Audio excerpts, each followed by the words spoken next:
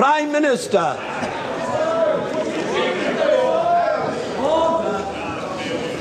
Mr. Speaker, sir, the House meets this Saturday to respond to a situation of great gravity. We are here because for the first time for many years, British sovereign territory has been invaded by a foreign power. After several days of rising tension in our relations with Argentina, that country's armed forces attacked the Falkland Islands yesterday and established military control of the islands.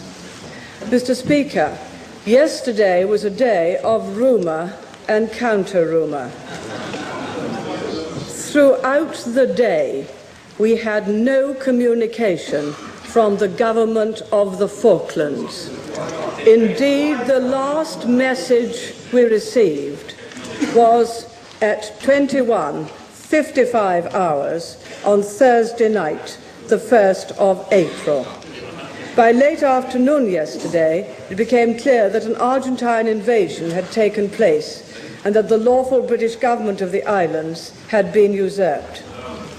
Mr. Speaker, I am sure that the whole House will join me in condemning totally this unprovoked aggression by the government of Argentina against British territory.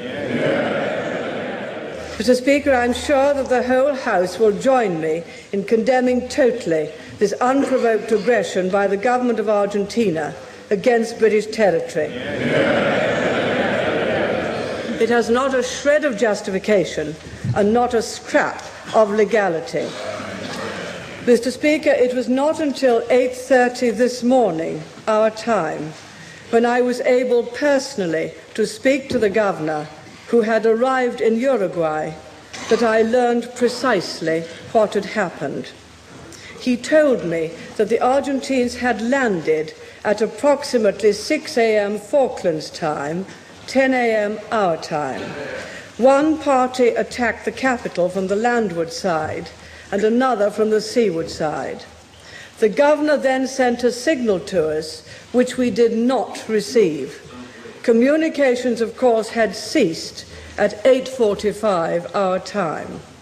It is common for atmospheric conditions to make communications with Port Stanley difficult. Indeed, we had been out of contact for a period the previous night. The governor reported that the Marines in the defence of Government House were superb. They acted, he said, in the best tradition of the Royal Marines. They inflicted casualties, but those defending Government House suffered none.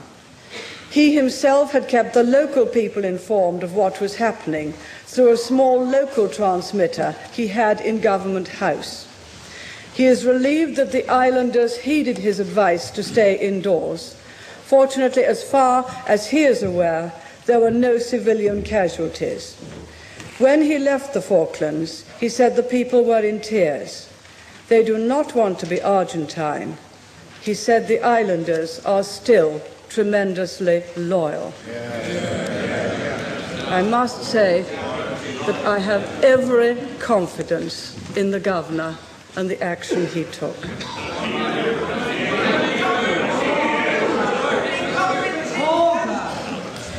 I must tell the House that the Falkland Islands and their dependencies remain British territory.